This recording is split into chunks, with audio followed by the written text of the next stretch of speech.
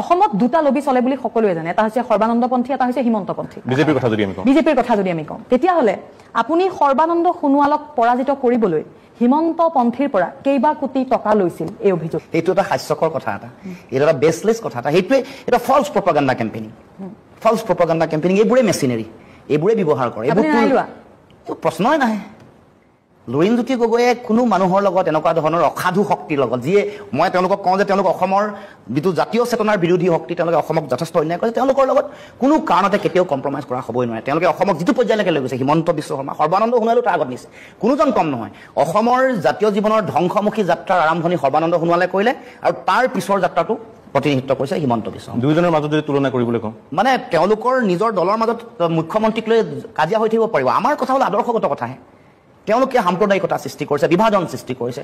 কোন অকণমান নীতিনিষ্ঠ, কোন নীতি কাৰোবাৰ নাই, এইটো মূল কথা নহয়।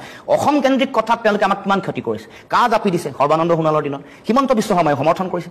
তাৰমানে ইয়াত কোনো পাৰ্থক্য নাই। জাতীয় যিটো বিষয়, জাতিটোৰ অন্যায় কৰা কামত সৰ্বানন্দ সোণোৱালে যিমান অন্যায় কৰিছে, হিমন্ত বিশ্ব শৰ্মা নাই, ইয়াত কোনো ধৰণৰ পাৰ্থক্য নাই। গতিকে তেওঁলোকৰ নিজৰ মাজত লবি হৈ আছে, এইটোতো হ'বই আৱশ্যভাৱী, কাৰণ তেওঁলোকৰ টকা পইচা চিণ্ডিকেটৰ লগত জড়িত।